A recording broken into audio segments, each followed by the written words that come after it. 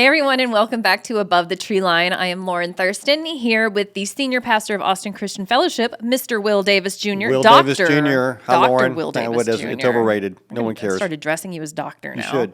You should. So I do want to give you guys a heads up if there are any children watching this have a or listening PG-13 to topic this. today. Not PG-13, but we are going to be diving into the subject of Santa Claus or Saint Nick, Saint Nicholas, or Santa So for Claus. obvious reasons, you might want to have your kids leave the room. Lauren, I'm not sure you're ready for this topic. It might burst some bubbles you have. I still believe. I know you do. You believe. Okay, so I've got a lot of research here. So basically, I'm gonna give you some What's the background. question we were asked? The question is: should Christians celebrate or recognize Santa Claus at Christmas? And there's a lot of different opinions on this, depending on what your religious background is. I've heard a lot of opinions about it myself. So before we dive into the should we, well, I'm sure you're going to say all things are permissible. You know but what? Not all things are don't bring beneficial. me your sorry attitude But when I'm quoting scripture. I'm going to put on my glasses for a moment so I can read you this. So, Saint Nick, real person, Saint Nicholas, 4th century Greek Christian bishop. He was the patron saint of children, known for his generosity and secret gift giving. So he does share similarities with Father Christmas, but we were talking before the episode, Father Christmas and Saint Nicholas are not the same person. Their identities have kind of come together in this like commercialization of Santa. But something I didn't know was that Saint Nicholas Day is celebrated December 6th. So he had a day, and it was a Christian festival that honored the life of St. Nicholas because he was the patron saint of kids. So the celebration of this would be like kids would leave shoes by their fireplace or by the front door, and then they would return to their shoes, and there would be gifts and treats, and that's kind of how we got to where we are with Christmas stockings now. People would attend church services, there would be parades, festivals, they would eat sweets. But this is what I found was interesting. During the Reformation, St. Nicholas Day, December 6th, was moved to, or the celebration, rather, of like giving gifts was moved from St. Nicholas Day to December 24th, 25th. And this was during the Reformation movement, and Martin Luther was the one who decided to give gifts on Christmas to shift the focus away from saints and put the focus on Christ.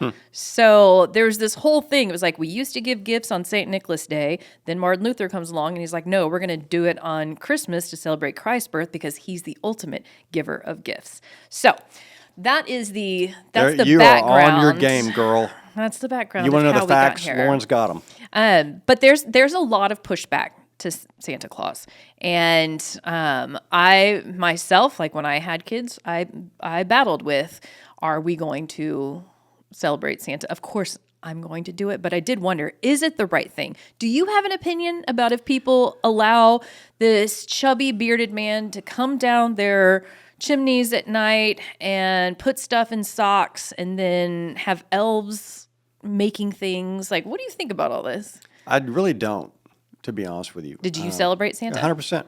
Our kids grew up thinking about Santa. I grew up thinking about Santa, believing in Santa. And I think there's this verse in the Bible that says all things are permissible. Oh my gosh. Okay, sorry. Stop. I have a hard time finding fault with this when it's imagination, and it can be used to encourage giving. It can get over the top and hoarded a little bit and materialistic a bit, but I don't have kids are imaginative. I don't think the idea of a tooth fairy is evil. I don't think the idea of a Santa Claus is evil, especially if we outgrow it at some point. It's just kind of fun. And I know a lot of Christians like you, Lauren, who grew up believing it, and you're a pretty strong Christian. Mm-hmm.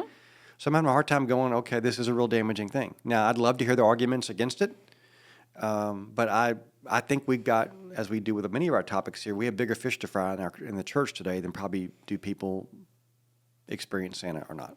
So I do actually have a friend who had somewhat of a faith crisis. When she found out Santa wasn't real? It was connected to that. It was a faith crisis when she started discovering, Santa Claus really doesn't have anything to do with Christmas, Easter, and like the symbol of eggs and fertility Easter and all bunny, these pagan roots, yeah. Christmas trees being a pagan symbol, and also just this like, if parents are really all in and it's like, this really happens. And I mean, I go through the effort of like making reindeer food and putting it out for the reindeer. And then you have to go out there and mess up all What the do you food. make for reindeer food? So it's oats and sprinkles. And how do you make it go away the next morning? So we Or take do it you and have we creatures in the scatter it lakeway that come eat it? Or all wherever you over live? the Spicewood. grass. Okay, there you One go. year, Matt accidentally threw my bowl because he was trying to toss the food around, and my bowl broke. But where you live, you might actually have reindeer, so We might. You might. But it's you do go through a great deal of effort to convince. Like one year my son was like, okay, if Santa Claus was real, then I want these Pokemon cards from Japan. I don't want them to be American. I want like these overseas ones. So I had to like 2 days ship some Japanese Pokemon cards to keep him believing in Santa Claus. But at a certain point you're like, why am I doing could this? Santa like be on a budget and we can afford that, But why? Like you go through so much effort to make sure that they continue to believe in this thing that isn't really real. So and what's then, the pushback? What is the pushback from people in Christianity that think this is not a thing we should be doing? Well, there's a lot of different angles, but Okay. the one that I want to address first is you work really hard to convince them that this unreal thing is real.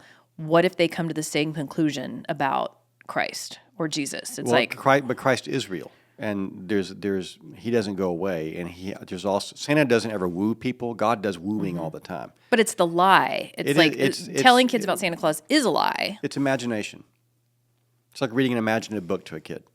It's like we're going on a bear hunt, going to catch a big one. It's to me it's just imagination, and it's fun, and it's relative. I get it, but we're not saying this is absolutely true. We're saying it's a fun thing to believe in for a minute. And with Christianity, no one's ever saying that. So I have a hard time seeing the risk of someone abandoning Christianity if they find out Santa's not real. I don't think that those two, that's apples to orange groves to me. Okay. And so there's a lot of weight on Jesus that obviously doesn't exist on Santa. You outgrow typically your belief of Santa. Some people think they outgrow faith, but I think usually the other things going on.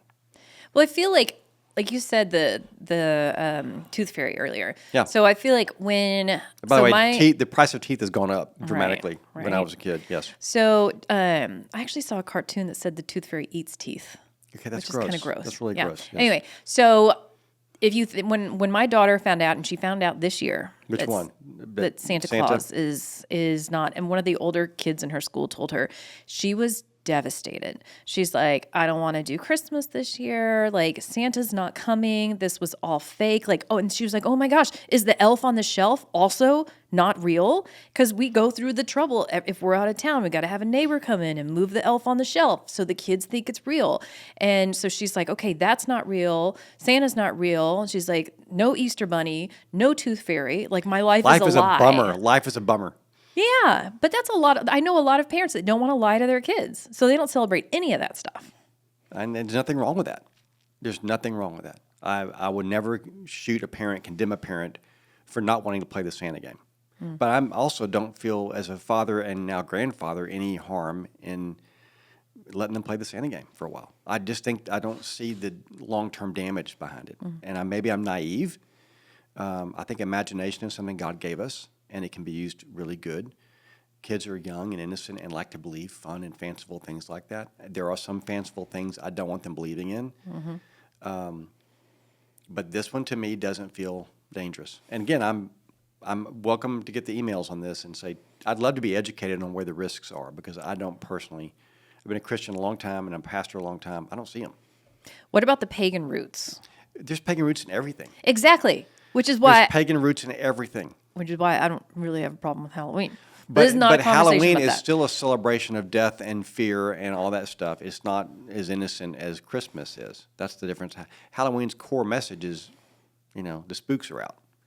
And that's the thing I have a problem with. We're not going to do Halloween Oh, and that's today. just imagination. There's no yeah, spooks out. But you're imagining a happy guy who brings Okay. you gifts is different from imagining. An overweight elderly man that breaks into your house. Look, to do what he does in a night, he could not be elderly. Okay? That's a lot of chimneys around the world. So I think he's probably pretty fit just to get down the chimneys. So you're okay with the pagan roots that have come into it. It's like we've adopted so many things and made them Christianized. This is what God did to me. I was a pagan, and He turned me into a Christian, so I don't have any problem with that. What about the other argument is against the materialistic materialism, no, I see that commercialism. 100%.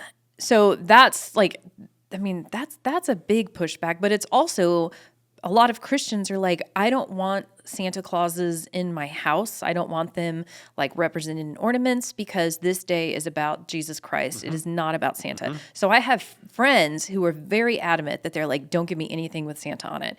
And at first I was like, God, that's a really hard stance on Santa. But there's Christians out there that are like, no, he's not taking the spotlight off Jesus. I get that and would applaud it, honestly.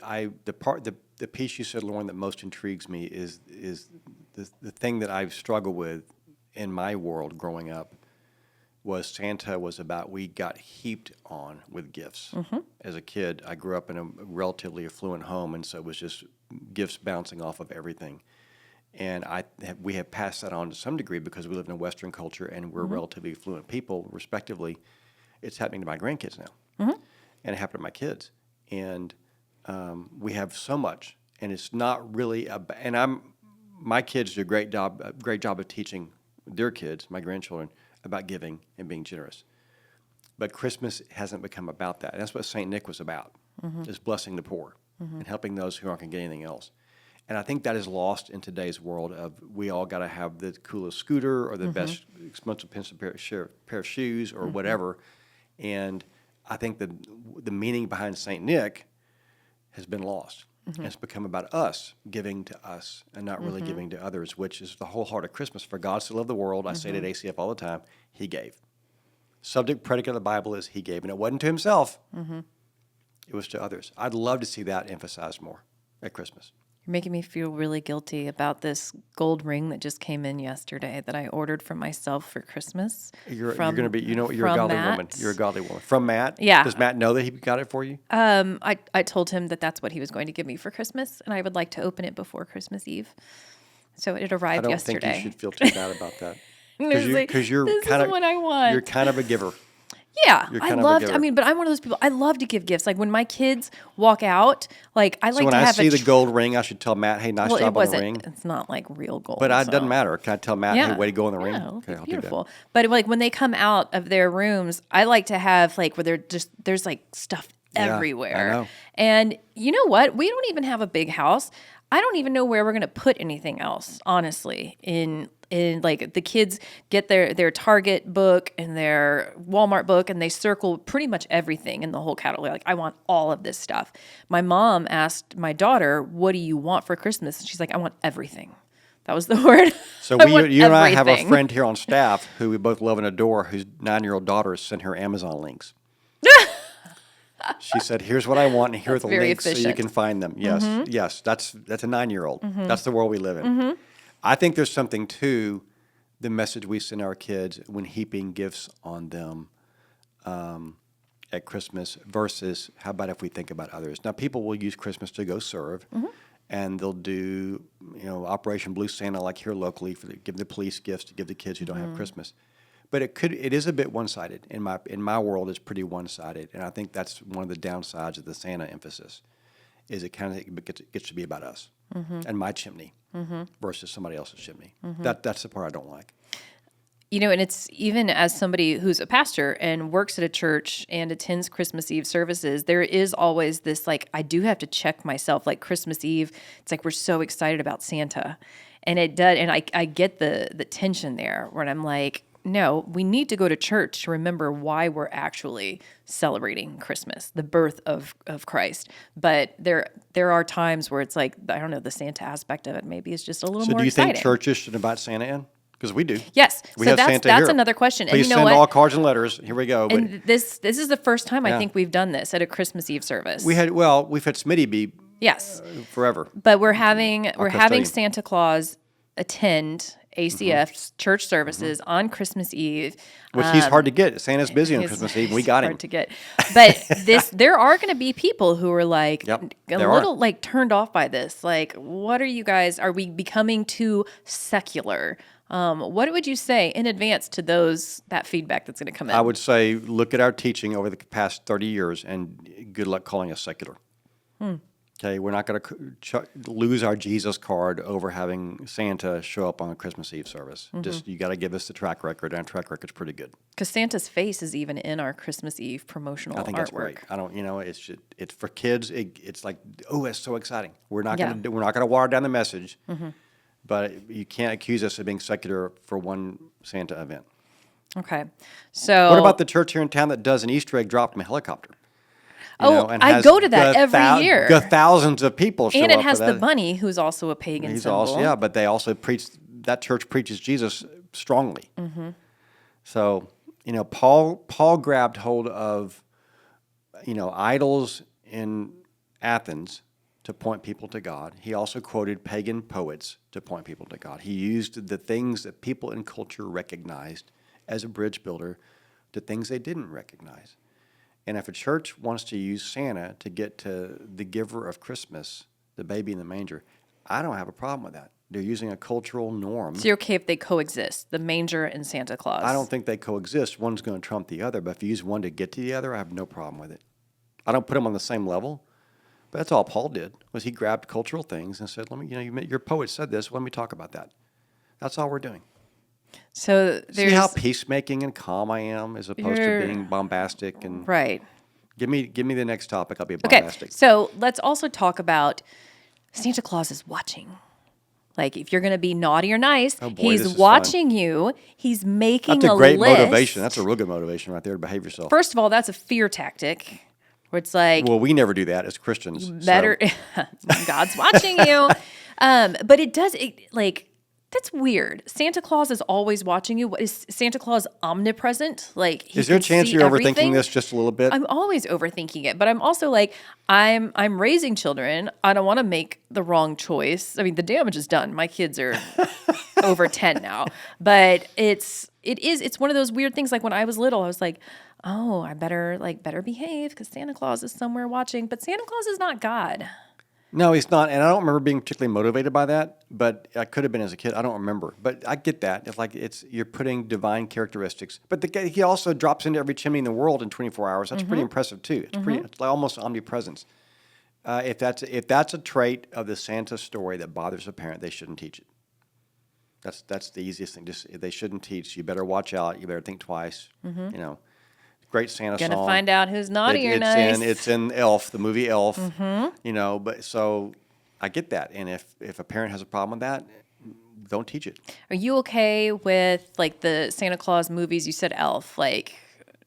Oh, how many times have I seen Elf? I love know. Elf. It I is saw the Elf in funniest the movie. movie It is theater so happy. when it It's came out. such a funny movie. Yeah. Will Ferrell at his best. Good luck finding your Well, dad. have you seen It's a Wonderful Life? That's one of the greatest movies ever made. It's a Christmas movie. It's There's about an actually angel. a really intense argument in the social media spheres about if it's the best movie or the worst movie of all time. Well, that sounds like the kind of problem social media would solve for us. So I Yes. appreciate them doing that. I love It's a Wonderful Life, though. It's a great movie. That's a fantastic movie. It's- I used to love watching Rudolph and watching Frosty The little the Snowman. claymation. Yeah, those are the best. Those are so much fun. But the little elf wanted to be a dentist, and that was weird. Well, Island of Misfit Toys, who can't identify with that? I grew up on that island. I was Yeah. a misfit toy. Yeah. I totally got that.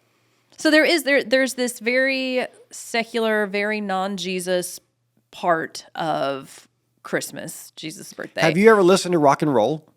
I think that's a sin. You don't. I have danced with you, Thurston, at some setting somewhere. I'm more of a rap person. Okay, it doesn't. Yeah, you sing rap to me all the time. Okay, so we engage in things that are quote secular, non-Jesus either. I get that it's on his birthday. Maybe that's the pushback, but just because it's secular doesn't mean it's necessarily evil. And again, a lot of it can be bridge building. So now I'm not for this movement that's saying Happy Holidays because we don't want to say the name Christ, and it's going on in a lot of municipalities. I don't buy that. It's Christmas, Christ Mass. That's what it is. But I don't. Again, I'm gonna fall on the sword of honoring parents, and you guys follow your consciences, and it's probably not a right or wrong either way. feel like you say that to That's all my these story. questions. No, not necessarily. No, you know better. Well, a lot We have of taken them. some stands. Well, Yeah. when because sometimes it's just grace. Grace is a great rule.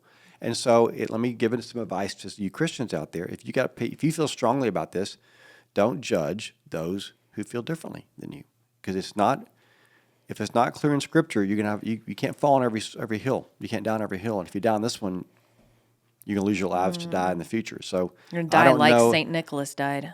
Thank you. And I don't. they broke in his sarcophagus and took his Did skull. you really just say sarcophagus? Yes, That's impressive. they did. They vandalized it and they took his skull. Okay, I was making a point. Now I don't remember what it was. Be nice to people and honor them and pick your battles. And if somebody wants to do Santa, let them. Okay. And maybe you may have to coach your kids up. Look, they believe this. Hold it tight as long as you can. But because you don't want to be that kid who blows the Santa thing Right. up for somebody. And we're gonna do Santa this Christmas We have Santa Eve. coming. He's booked. Yep. We got him. So, The Santa. but use it as a bridge. Yeah. If somebody shows up at our church, Lauren, on Christmas Eve because we have Santa coming and they hear the gospel, we've won. Yeah. We've not watered it down. They're going to hear about a baby in a manger, not about Santa. And there's no confusion on that. And so for the churches to use, as Paul did, things of the world to bridge the gap to the eternal things, I have no problem with that.